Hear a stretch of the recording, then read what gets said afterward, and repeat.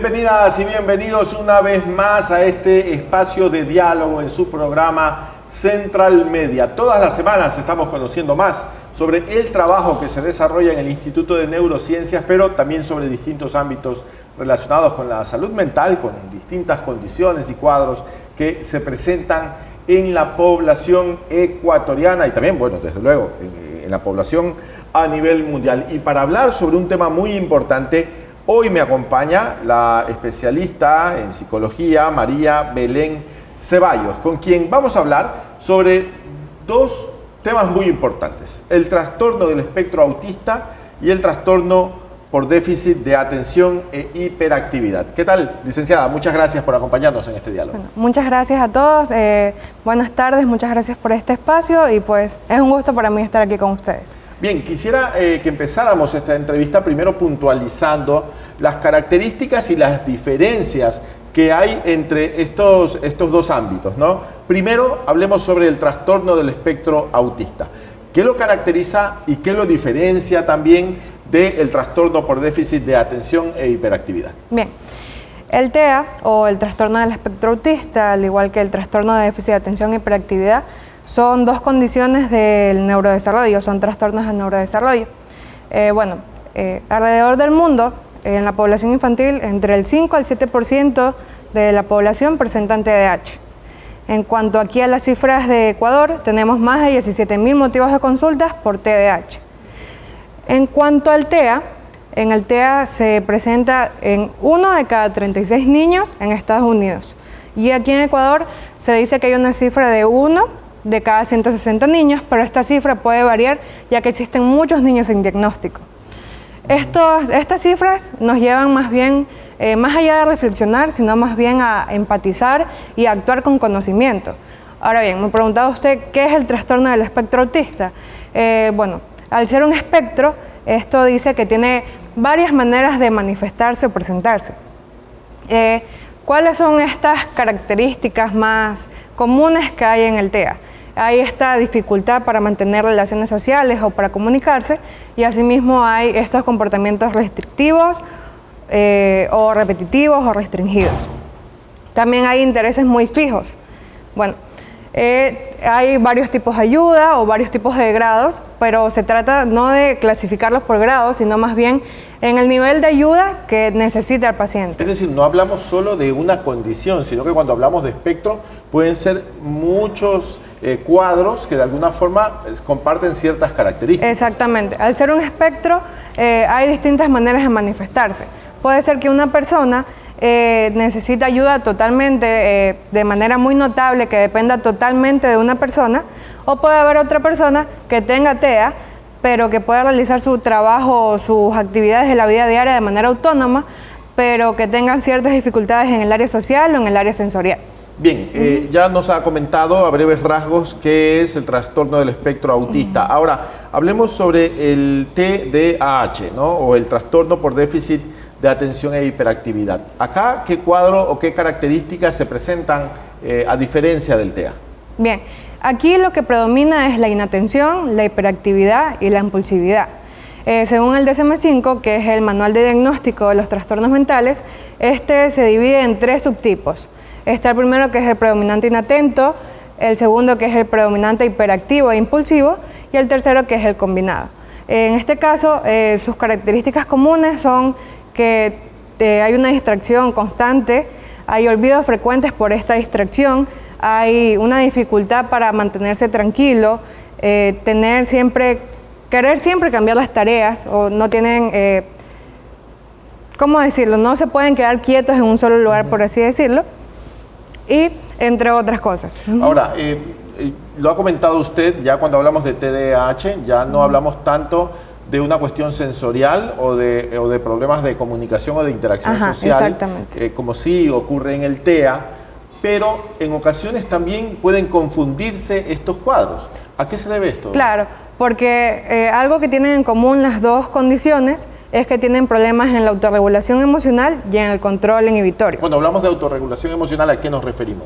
En que muchas veces son poco tolerantes a la frustración, son bastante impulsivos, no encuentran una manera de ¿cómo decirlo?, de expresarlo de la manera correcta. Bien, cómo canalizar de alguna forma exactamente sus emociones, ¿no?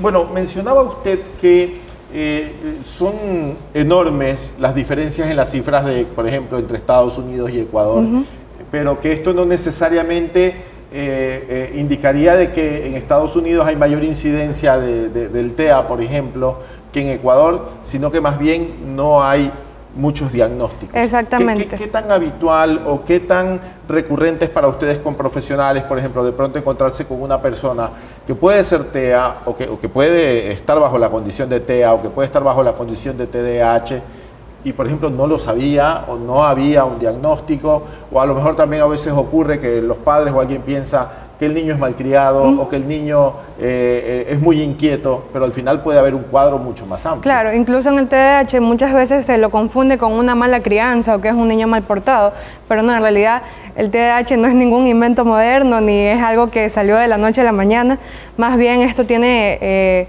bases neurobiológicas, como cierta dificultad o cierta diferencia en la corteza prefrontal y en los ganglios basales. Y en cuanto me decía que sí es sorprendente ahora, para nosotros... Sí, ¿y por qué hay mucha gente sin diagnóstico en nuestro país? Porque muchas veces los padres piensan, no, es que yo era así de chiquito, entonces quizás es por eso, o porque es un niño malcriado, ve mucho televisor, muchos teléfonos y piensan, lo quieren justificar con eso. Bien, pero de alguna forma también es porque ha faltado un poco quizás de comunicación o de sensibilización frente a estos temas. Sí, y también hay este cierto estigma o el temor a un diagnóstico, o puede ser también bastante malinterpretado el tener un diagnóstico. Bien, ahora, usted ya lo ha manifestado, ni el TEA ni el TDAH son inventos recientes ni cuestiones actuales de los últimos años, pero sí hay mucha gente que a veces comenta como...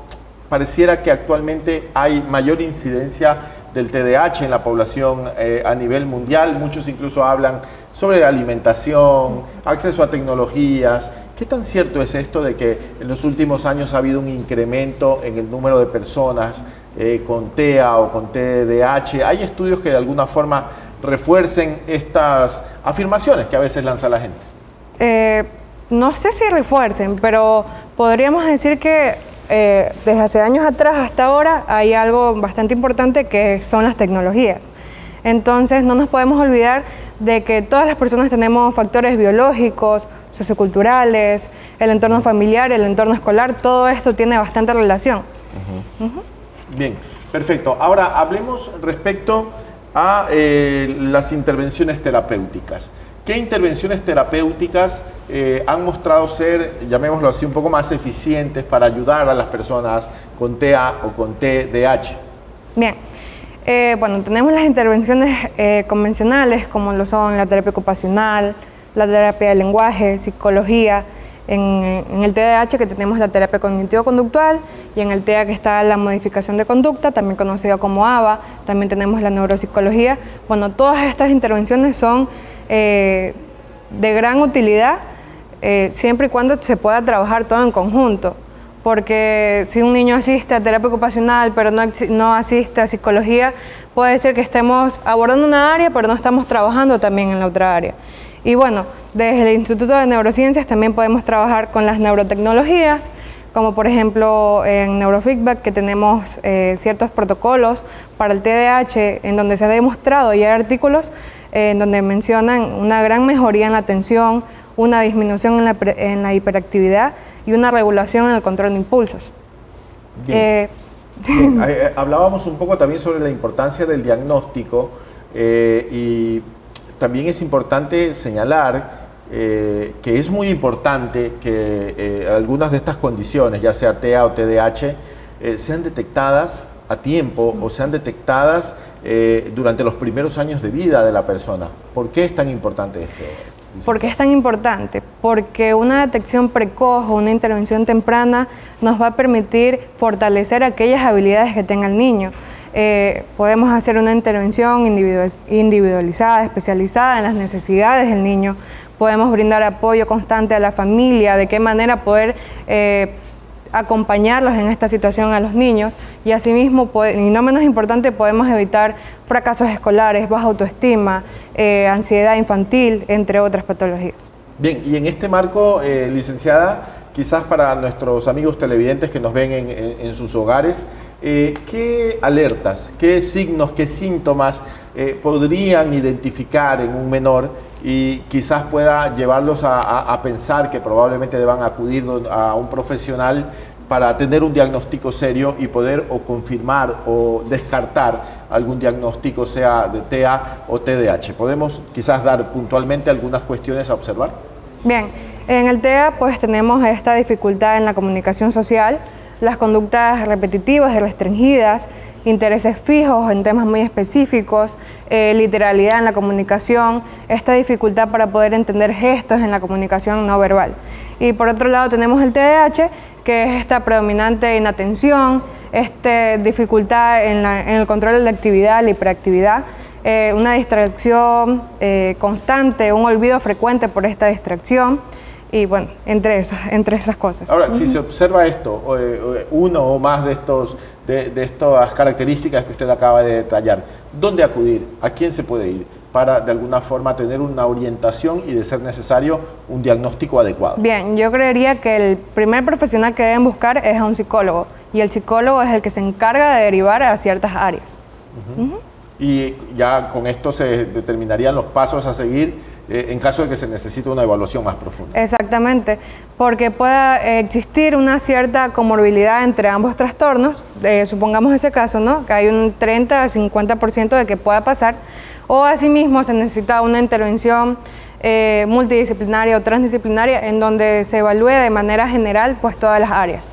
Bien, en la parte final, ¿algún mensaje para la población en torno a estos dos cuadros sobre los que hablamos en esta entrevista, el TEA y el TDAH? ¿Qué podemos decirle a nuestros televidentes en la parte final? Bueno, a las familias, a los profesionales, a los estudiantes de psicología, a los estudiantes en general, los invito a más bien actuar desde la comprensión, la empatía, el compromiso, porque los niños que tienen estas condiciones no eligen tener estas condiciones. Entonces, lo que quizás hace falta es apoyarlos o incentivarlos a desarrollar estas habilidades que todos tienen. Bien, muchas gracias. Ha estado con nosotros María Belén Ceballos, especialista psicóloga del Instituto de Neurociencias de la Universidad Laica Eloy Alfaro de Manabí. Hemos hablado sobre el trastorno del espectro autista y el trastorno por déficit de atención e hiperactividad, dos cuadros que ameritan una detección temprana, un diagnóstico correcto y el acompañamiento terapéutico y todas las ayudas que puedan brindarse para que estas personas sean autónomas y puedan también vivir felices. Nos vamos a una breve pausa informativa, amigos televidentes, y ya retornamos con más información aquí en su programa Central Media.